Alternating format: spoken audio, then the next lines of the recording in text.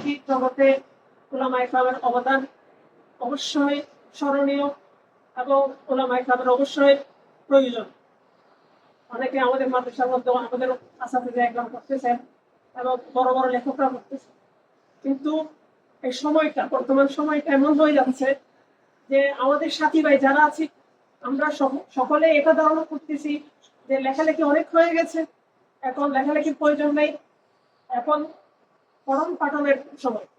তো এই চিন্তাধারাটা একদম ভুল ভুল চিন্তাধারা।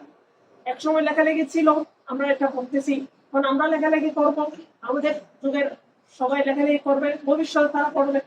আমাদের চিন্তাধারা আমরা আমাদের লেখালেখির মধ্যে তুলে দেবো এবং তারা সেখান থেকে উপকৃত।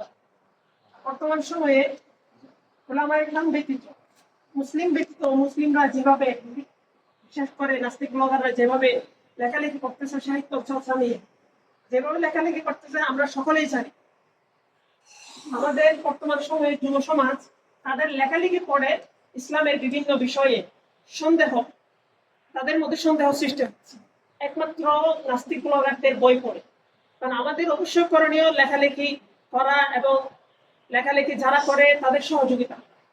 আল্লাহ তাআলা পবিত্র কোরআনে বলেছেন, ইদফা বিল্লাতি হিয়া আহসান, উত্তম মাধ্যমে তুমি তাদেরকে দফা করো, তাদের প্রতিরোধ করো। আমরা বক্তব্যের মঞ্চগুলো দখল করেছি, ঠিক আছে, কিন্তু লেখালেখির মঞ্চটাও আমাদের দখল করা প্রয়োজন। লেখালেখি করার মাধ্যমে তাদেরকে প্রতিরোধ করা আমাদের প্রয়োজন। হাদিসে আছে আল্লাহ রাসূল সাল্লাল্লাহু আলাইহি ওয়াসাল্লাম বলেছেন, ইলমকে লেখালেখির মাধ্যমে সংরক্ষণ করো। ইলম সংরক্ষণ হবে লেখালেখির মাধ্যমে। আমার ভিতরে যা আছে আমার ইন্তেকালের পর সেটা চলে যাবে, আমি দর্শের মধ্যে যা দিব আমাদের ছাত্ররা চলে গেলে সেটাও চলে যাবে, কিন্তু লেখালেখি করলে আমি নিজে উপকৃত হব, আমার ছাত্ররাও উপকৃত হবে। এভাবে ভবিষ্যতে যতদিন পর্যন্ত আমার এই বই সংরক্ষণ থাকবে ততদিন মানুষ উপকৃত হবে। সেই হিসাবে আমাদের সাথী ভাই ফাহিম বিন আহমদ এই বই লিখেছেন পঞ্চায়েত বিষয়ে, পঞ্চায়েত নাম দিয়ে।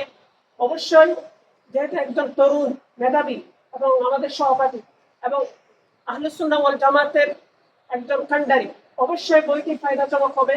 আমরা সকলে সংগ্রহ করব, নিজেও পড়বো, অন্যকেও পড়ার সহযোগিতা করবো ইনশাআল্লাহ।